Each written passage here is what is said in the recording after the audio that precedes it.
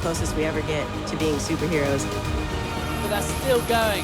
It's a real testament to grit. How long has he been like this? His conscious level is impaired. The world's toughest race.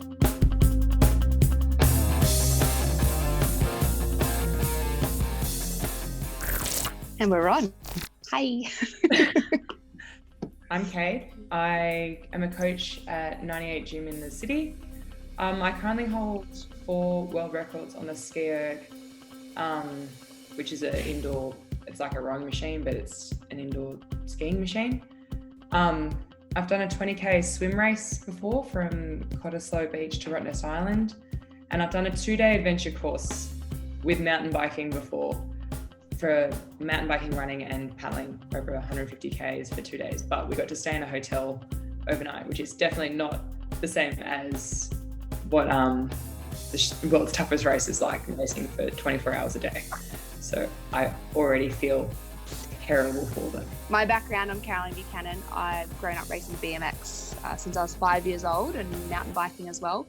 I'm an 8-time world champion, and for me, some of my greatest career highlights would have been to compete for the country at 2 Olympic Games.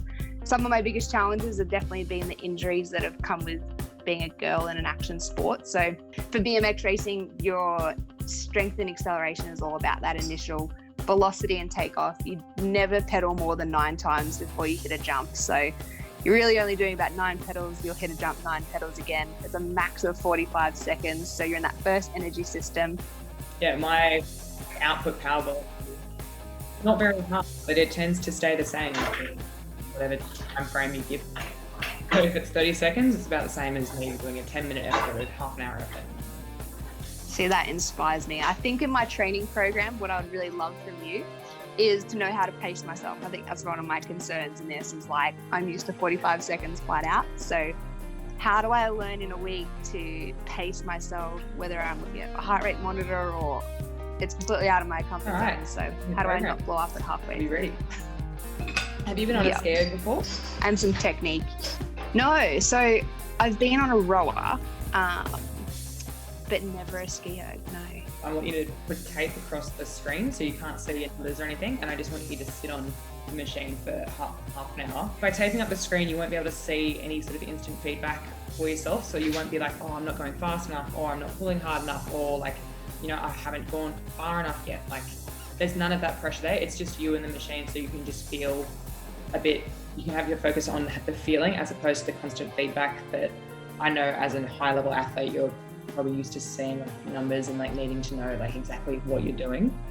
Yeah. But it's just getting into a rhythm, getting into a breathing pattern, getting into like, yeah, just a good solid feeling of the machine without having to stress yourself out about your output. Some of my program, which I'll be doing for you, is someone that's never rode a BMX track before, but you have a bit of mountain bike background. I think coming to the basics at home, you don't need to be at a BMX track. Pedaling technique, so I'll get you to do just some straight sprints along the ground. That way we can get you in like the comfort of knowing that you can sprint, but you're not worried about the obstacles yet of the BMX track.